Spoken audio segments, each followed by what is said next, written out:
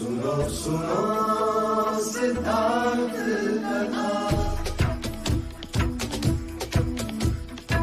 सत्य कथा, पुरुषार्थ कथा, सुनो सुनो सिद्धार्थ कथा। चढ़ते सूरज सा तेजवान वो कीर्तिमान, हुंकार भरे जब कूच करे, थर थर कांपे आसमान। वो राजपुत्र वो शूरवीर, पर्वत को भेद दे उसके तीर, शांति का स्रोत करुणा की धार, निर्झर झरे मन से अपार। वो राजपुत्र वो शूरवीर, पर्वत को भेद दे उसके तीर, है शाक्य वंश का वो तारा, जगमग है जिससे जग सारा। सत्य कथा, पुरुषार्थ कथा, सुनो सुनो सिद्धार्थ कथा। कोलियों के किसानों ने जगह जगह पर रोहिणी नदी का पानी अपने खेतों की ओर मोड़ दिया है। अब यदि महाराज शुद्धोधन ने कोई ठोस निर्णय नहीं लिया तो कपिल वस्तु और कोलियों के बीच अवश्य युद्ध होगा। मेरी पूजा का नैवेद्य। मैं तपस्वी हूँ, पके हुए खाने का त्याग किए मुझे बहुत समय हो गया। जो आप मुझसे मांग रहे हैं वो असंभव है। तुम्हारी इस तप की यात्रा में तुम्हारे सहायक नहीं तो तुम्हारे सेवक तो बन ही सकते हैं। भाई महाराज, इस स्थान से कोलिया के किसानों ने नदी का बहाव अपनी ओर मोड़ लिया है। उन्होंने तो ठान लिया कि अब खून की नदी बहाकर ही चैन लेंगे।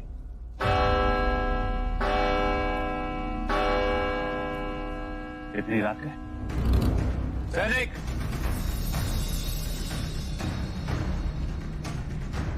किसने इस समय हमारे कार्य में विघ्न डाला? जाओ जाके उसे दंड दो। रुक जाओ, ये तुम क्या कह रहे हो अनुज? कोई याचना लेकर आया होगा।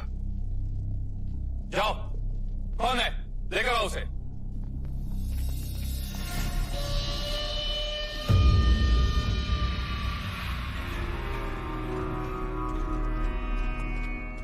मैं हूँ वो,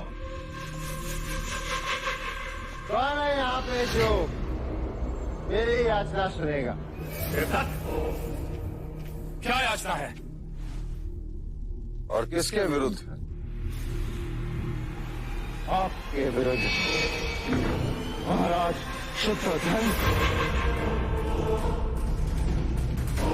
होश में था। चलो चलो नहीं,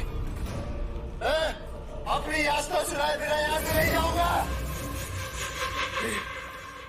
महाराज शुद्धोधन, आपने मुझे सदा अपमानित किया है। बचपन में गोद में बिठाया और धकेल दिया।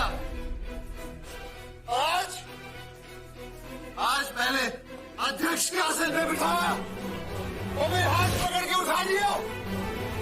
पूरी शाक्य सभा के सामने मैं मर्जी का पात्र बन गया। तुम क्यों नहीं समझोगे? चलो यहाँ से।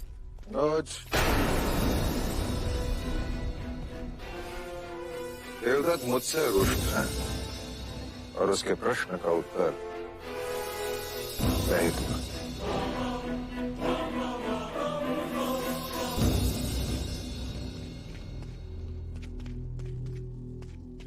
पुत्र,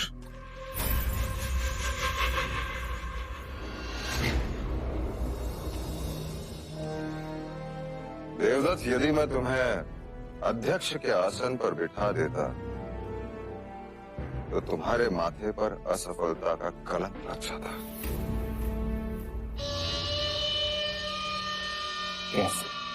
कोलिया नरेश राजा दंडपानी केवल मुझसे ही वार्तालाप करने के लिए तैयार है और यह समस्या अत्यंत गंभीर भी हो सकती है और उसका सारा कलंक, सारा दोष तुम्हारे माथे पर होगा पुत्र। महाराज, आपने मुझे कुछ बनने से पहले ही अपंग बना दिया। चला पक्षपाती हैं आप। चुप हो जा। लेकिन ना, मैं सिद्धार्थ नहीं हूं ना इसलिए। आपको अपना नहीं हूं इसलिए। विश्वास नहीं है आपको मुझमें। ये स्वयं की तुलना सिद्धार्थ से कर रहा। उसके गुणों का एक कण तो होता इसमें। इसने नहीं देखा जीत के पश्चात शाक्य संघ ने सिद्धार्थ को सर पर चढ़ा दिया। इसके पश्चात उसी सभा में उसका सभा पद भी छीन लिया था।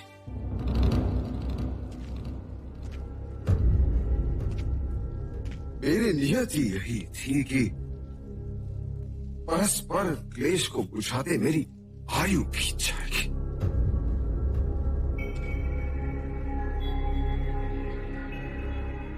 मेरा पुत्र सिद्धार्थ इन बंधनों से तो मुक्त हो सका।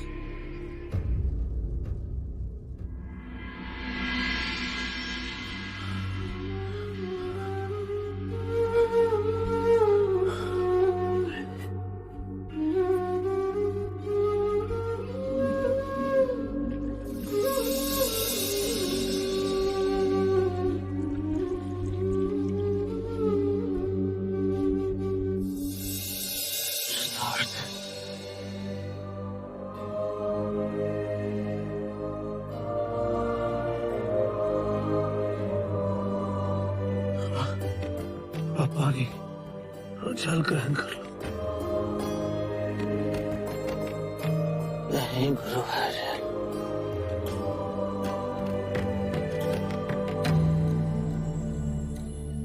मैंने जल भी त्याग दिया।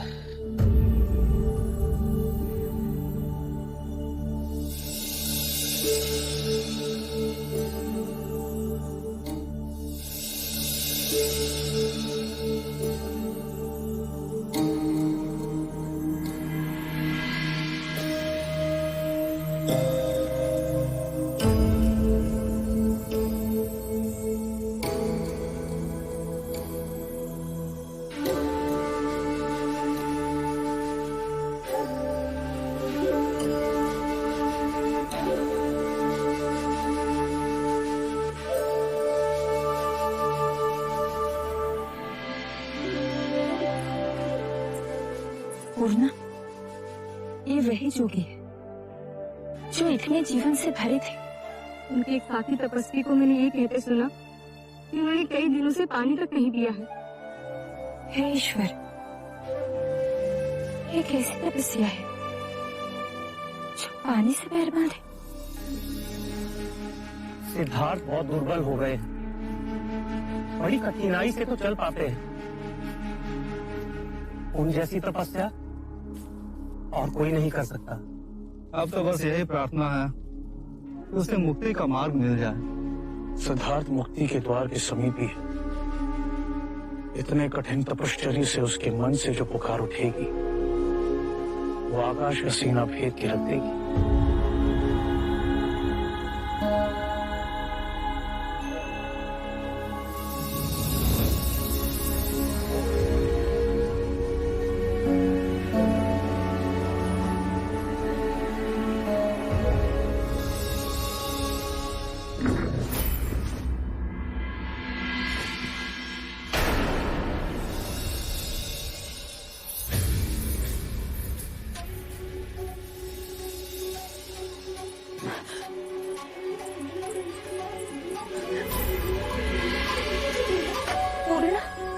ये तो वही जोगी सिद्धार्थ है। पानी लेके आओ।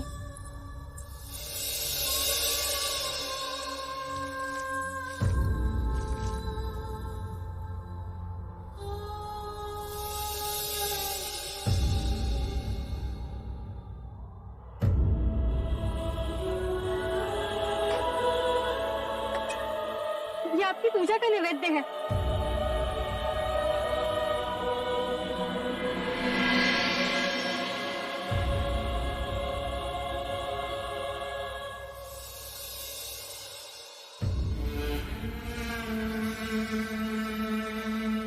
जब आप यहाँ आए तो कितने ओजस्वी थे। क्या खोज रहे हैं? इसके कारण आपकी ये ये दुर्दशा हो गई।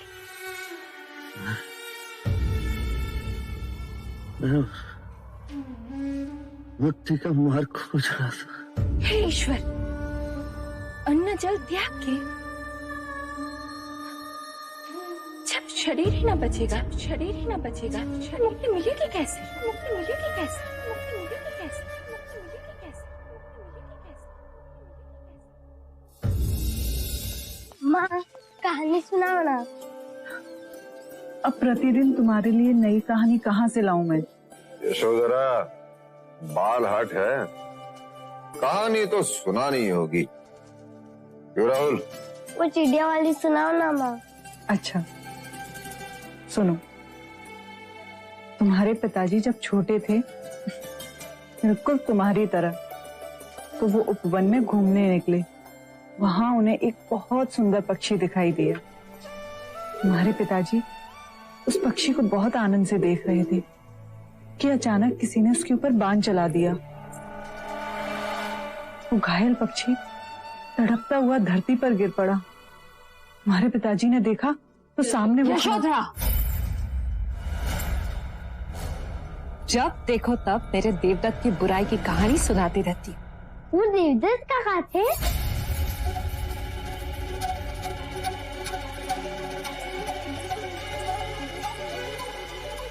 आज तक कुपात्र का नाम नहीं बताया था, आपने तो स्वयं ही बता दिया।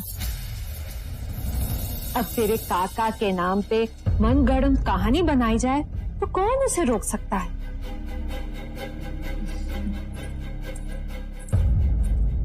राहुल, बैठ। तेरे अपने पिताजी जिनकी इतनी आरती उतारी जाती है, वो तुझ बेचारे के सुध लेने भी ना आए। माँ, पिताजी कहाँ गए हैं? बोलो यशो।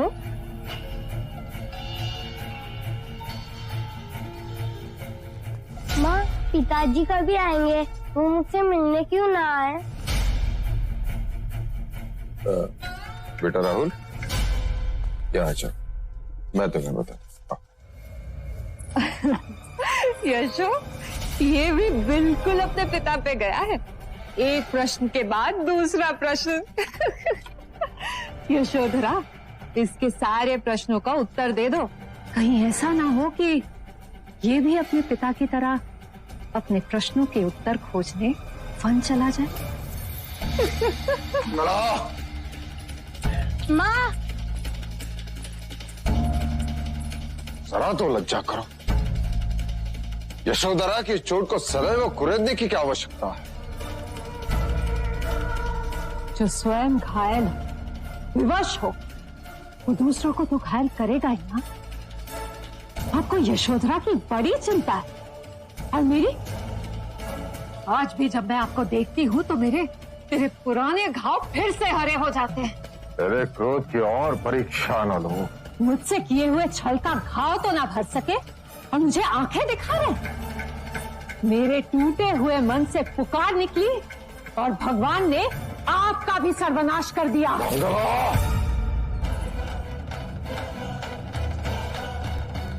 बस इसी की कमी रह गई थी। मारिए, मारिए मुझे, आपके मन को भी शांति मिल जाएगी। मारिए ना। यदि तुम मेरे अनुज की पत्नी ना होती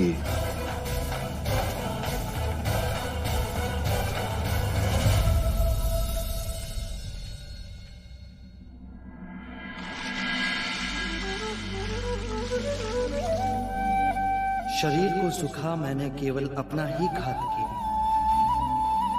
यदि परम सत्य मुझे मिलेगा तो शरीर के साथ ही मिलेगा, ना कि उसे सुखा और गलाकर। जिस बात को बड़े बड़े गुणी ज्ञानी ना समझा सके, वो सहज एक गांव की अज्ञानी सुजाता ने समझा दिया।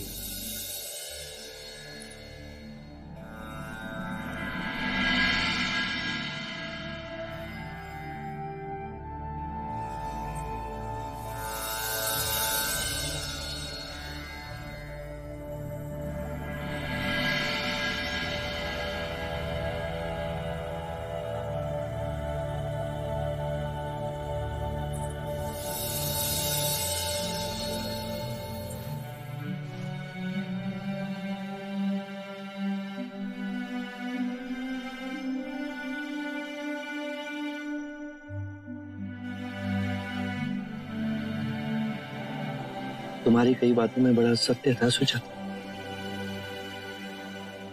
मैं कठोर तप के चरम बिंदु तक पहुंचा, पर वहां कुछ नहीं मिला। मेरी इस भ्रांति को झुटलाने वाली तुम मेरी प्रथम गुरु।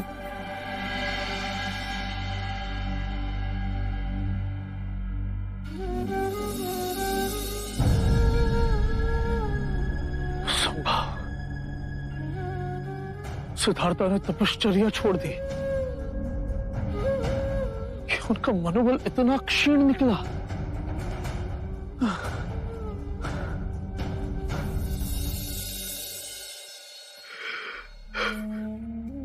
आपकी ही राह देख रहे थे, आपकी आंखों में आंसू कैसे? जिस पे भरोसा कर अपने प्राणों की आहुति देने हम सब चले थे, वही अपने पद से डिग गया। अर्थात सिद्धार्थ ने तपश्चर्या का मार्ग छोड़ दिया है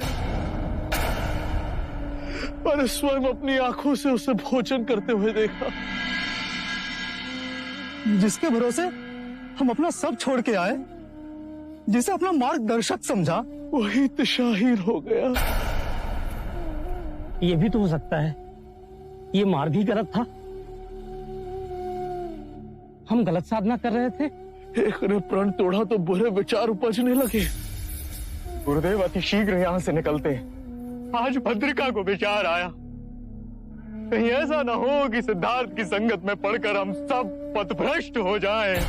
हाँ, संगत का प्रभाव पड़ता है। मैं सिद्धार्थ को छोड़कर जाने का आह्वान करता हूं। जिसे मेरे साथ चलना है वो चले।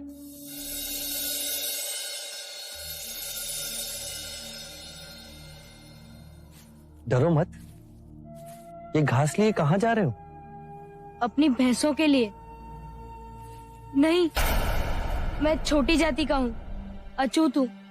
अगर आप मुझे छुएंगे तो आप अपवित्र हो जाएंगे। नहीं, तुम्हारे छूने से मैं अपवित्र नहीं हो सकता। मेरा नाम सिद्धार्थ। तुम कौन हो? मैं स्वस्ति हूँ। आप सन्यासी हैं? हाँ, इस वृक्ष के नीचे बैठ मैं साधना करूंगा। मैं इस कुशाघास से आपके लिए आसन बना दूं? अवश्य। तुम्हारे हाथ से बने इस आसन पर बैठ मुझे प्रसन्नता होगी।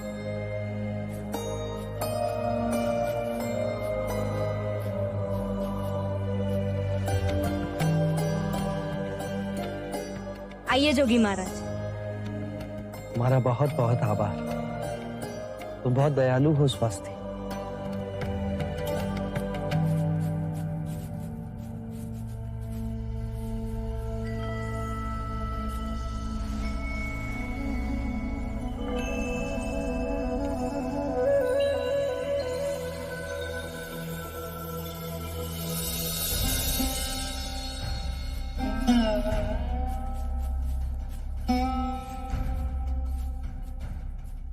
सिद्धार्थ,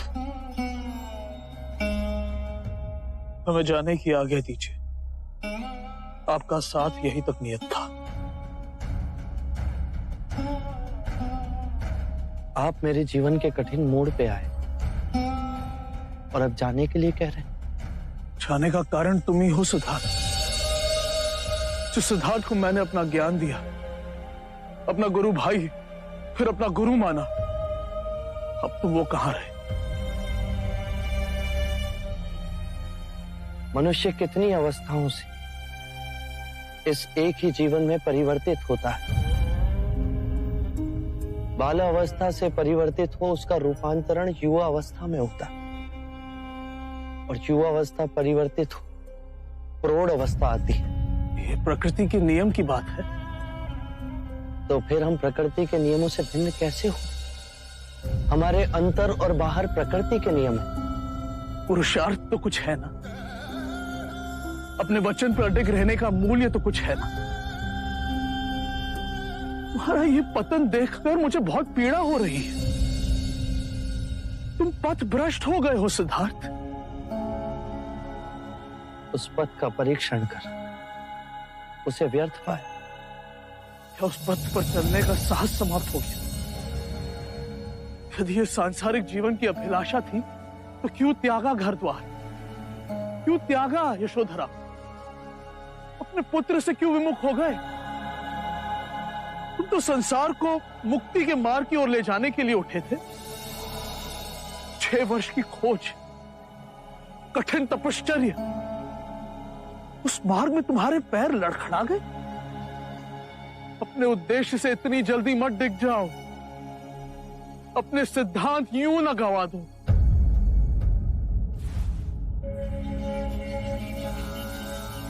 गुरुवर्य, केवल अपनी बुद्धि से नहीं, स्वयं अपने आप को उस आग में तपाकर यदि ये जाना कि उस मार्ग में कोई त्रुटि है तो उसे छोड़ देना ही उचित है। जीवन नदी के पानी का बहाव है, यदि एक स्थान पर रुक जाए तो दूषित हो जाता है। मैं जीवन के बहाव और ऊर्जा के आगे खड़ा हो गया था। घास के उस कोमल तिनके की तरह ना बन सकता जो हवा के बहाव के साथ बहता है पर अपनी मिट्टी से नहीं उखड़ा जा सकता।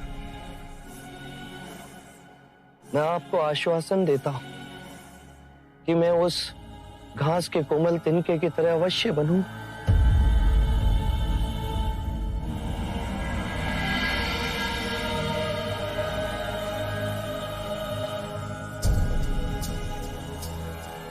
गुरुवर्य, मैं मनुष्य जाति की मुक्ति का मार्ग अवश्य खोजूं और वो मार्ग आपको दिखाने में अवश्य लौटूं। हम एक बार फिर मिलेंगे।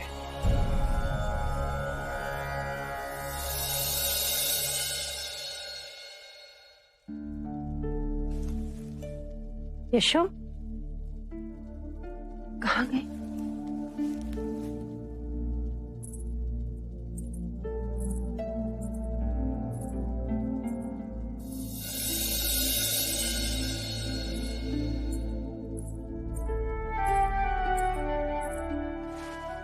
यशो,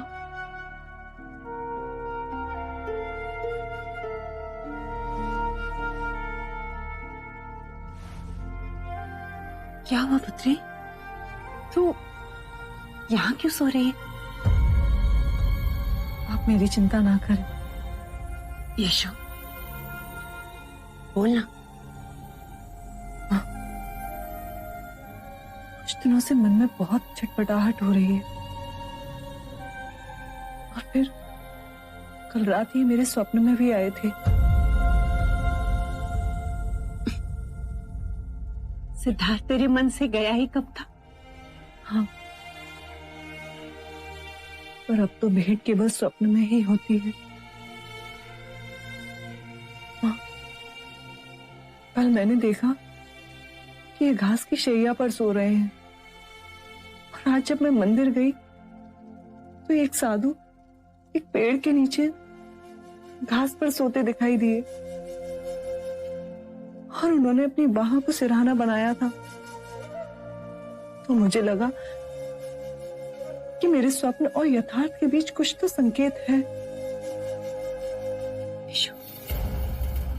सिद्धार्थ ने जो मार्ग चुना है उसमें सुख और आराम कहाँ? उन्होंने जो मार्ग चुना है उसमें मैं उनकी सहभागी न बन पाई, पर सहयात्री तो बन सकती हूँ। इसीलिए मैंने ये व्रत लिया है कि आज से मैं बिछौना त्याग धरती पर ही सोऊंगी। यशो, इतना कठोर व्रत क्यों? अग्नि को साक्षी मान हमने सुख दुख में साथ निभाने का वचन लिया। आज वो शरीर से भले ही मुझसे दूर हो पर मेरे मन के निकट ही है। तो जो मेरे पति का भाग्य वो मेरा भी भाग्य।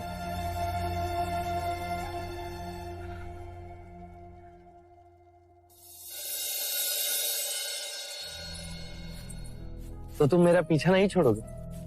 कदापि नहीं। आपको उरूविला छोड़ने की क्या आवश्यकता थी?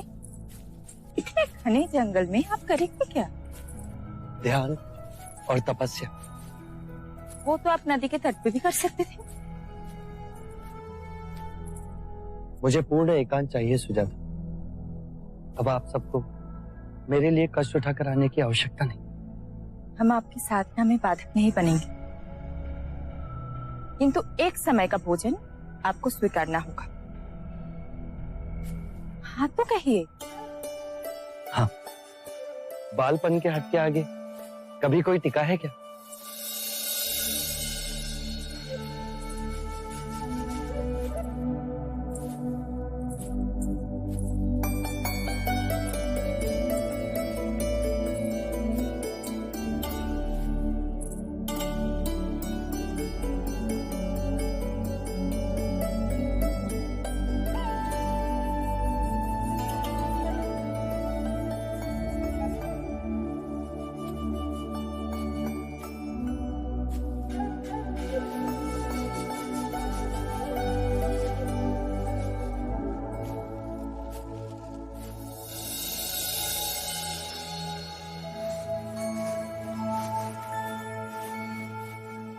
यहाँ ना बैठे, यहाँ आपकी आंखों में धूप आएगी।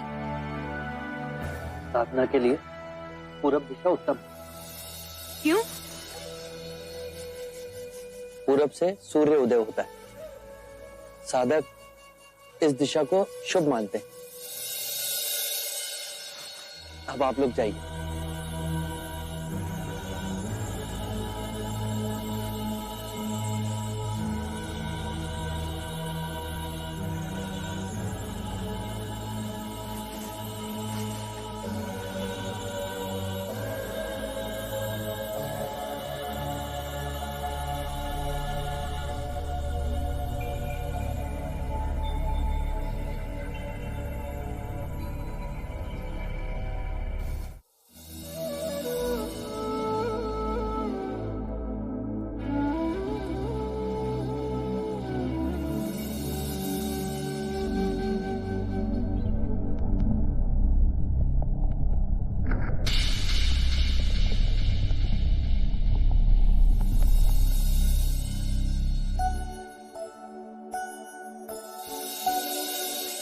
तेरा पुत्र सन्यासी ही बने।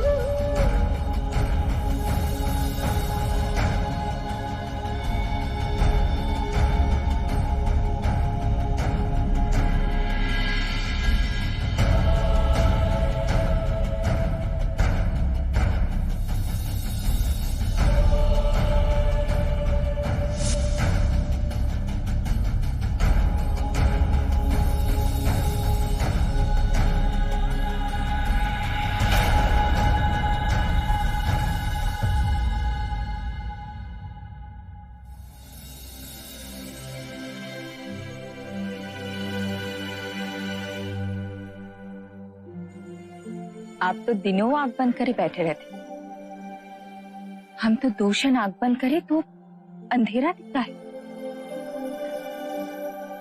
आपने क्या देखा?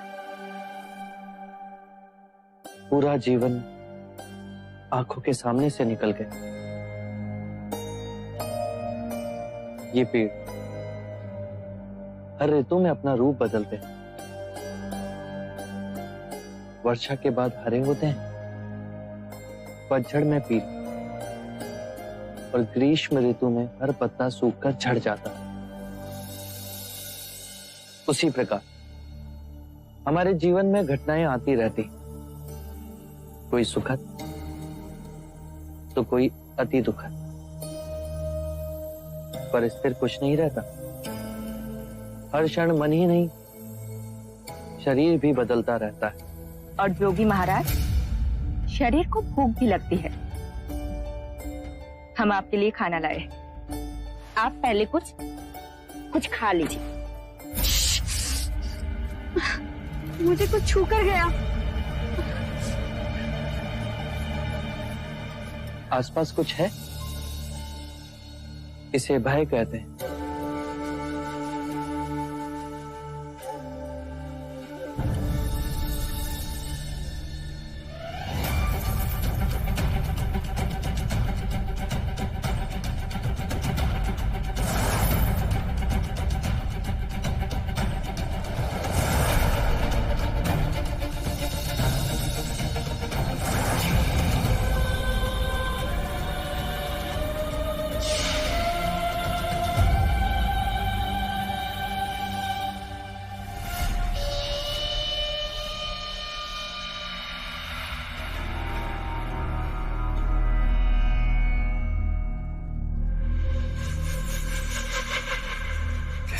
का बना है सिद्धार्थ, ये सुंदर चेहरा, ये केश, ये मादक शरीर, इस अपूर्व प्रतिमा को ठुकरा कैसे दिया?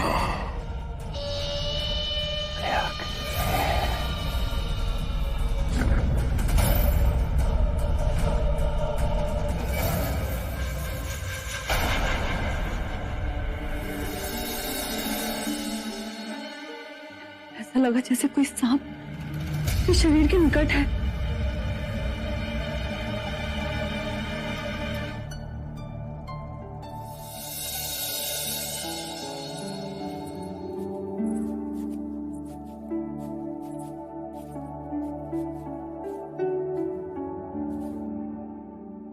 आज भी जोगी ने आंखें नहीं खोली।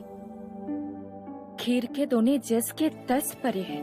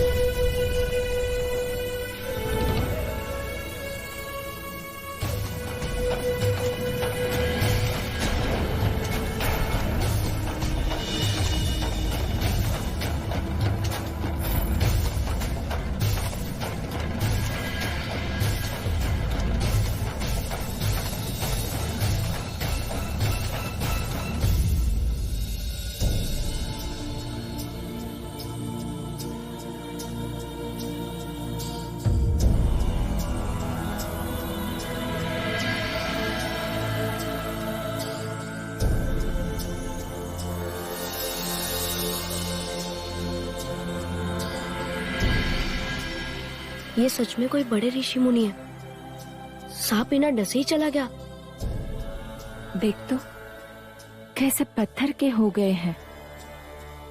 ये अपनी आंखों से हमें नहीं, कुछ और ही देख रहे हैं, जो हम तुम जैसे सामान्य लोग नहीं देख सकते। अर्थात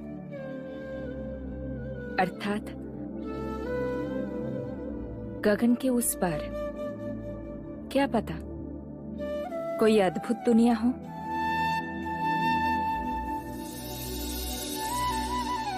चलो चलते हैं।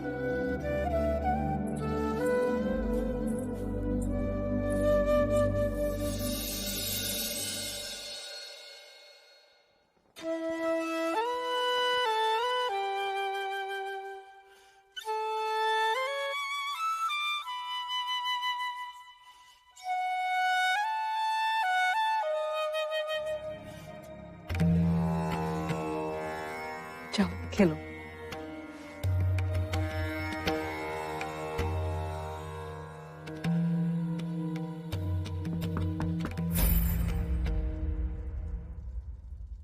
अपने आने की सूचना दे रहा हूं। आ जाओ।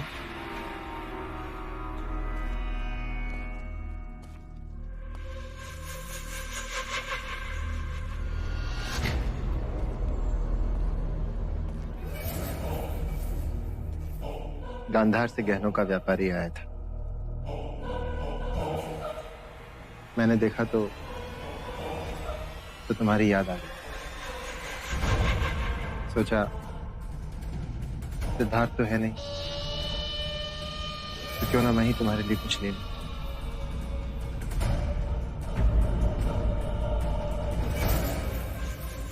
ये हार तुम्हारे गले पे बहुत सजेगा। लो ना, उपहार है। तुम तो ऐसे देख रही हो जैसे कोई सांप दिख गया।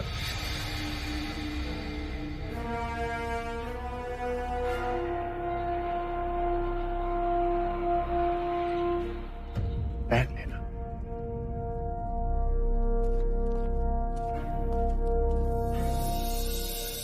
सुनो, मेरी ओर से ये हार उपहार। पर देवी, ये हार तो कुमार देवदत्त आपके लिए लेकर आए हैं। और मैंने तुम्हें दे दिया। इसे तुरंत उठा लो।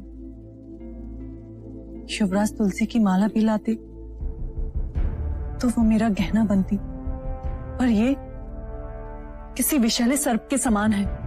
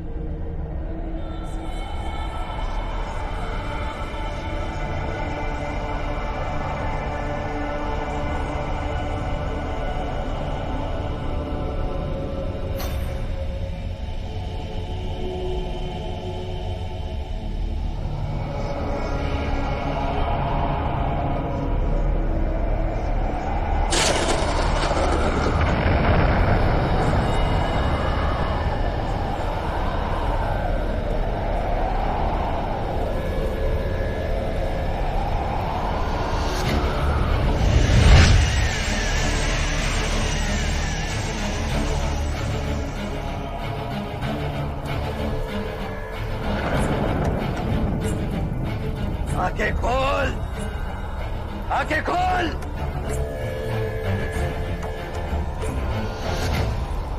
कौन हो तुम? लौकिक जगत में मुझे मारा कहते हैं, पर मैं तेरा ही रूप हूं। मैं भावनाएं हूं, पर तेरी। मन जो विनाशी है, उसके आगे मैं उस अलौकिक जगत में जा रहा हूं जो अविनाशी। अब तो उस अलौकिक जगत में नहीं जा सकता। तेरे तप की सीमा आ गई है, और अब उसके आगे तुम मुझे बांध नहीं पाओगे। मैं तुमसे मुक्त हो जाऊंगा। पर मुझसे विमुख हो क्या नहीं? काम, क्रोध, मद, लोभ, माया, ये मेरे अस्त्र हैं। पहले मुझसे युद्ध कर। नहीं, युद्ध से भावनाएं प्रबल होती हैं, और फिर से यही भावनाएं इसी माया चक्र में फंसाती हैं। मैं इसी कर्म चक्र से परे जा रहा हूं, असंभव। जहां किसी काम का स्पर्श ना हो, जहां कोई माया उलझा ना सके, जहां कोई मोह बांध ना सके, जहां क्रोध जला ना सके। कामना, इच्छा, वासना, ये मेरी पुत्रियां हैं।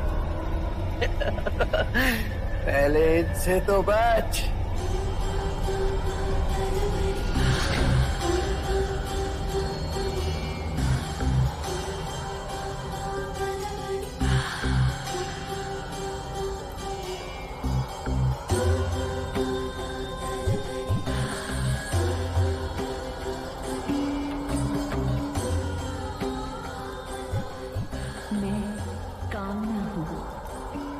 स्पर्श में जीवन है, मुझसे प्रेम करो।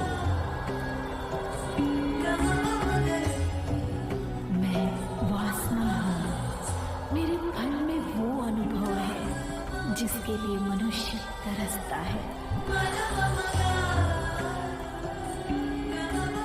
मैं इच्छा हूँ। जीवन के समस्त सुखों का रस है मेरी मदिरांगी। चखो इसे।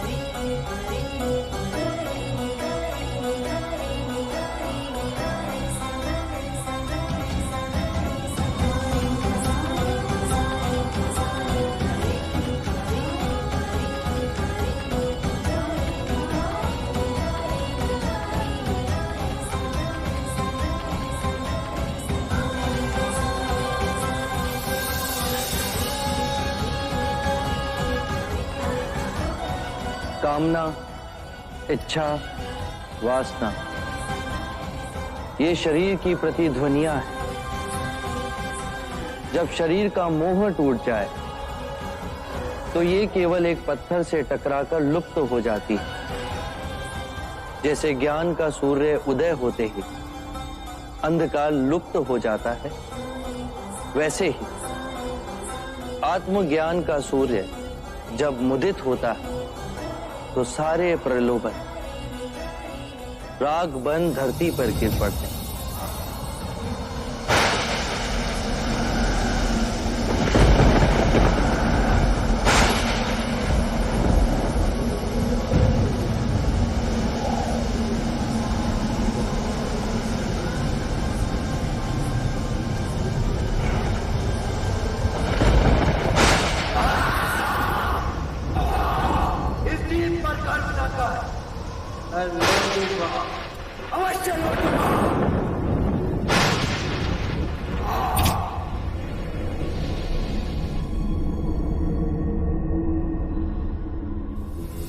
सत्य कथा, पुरुषार्थ कथा, सुनो सुनो सिद्धार्थ कथा।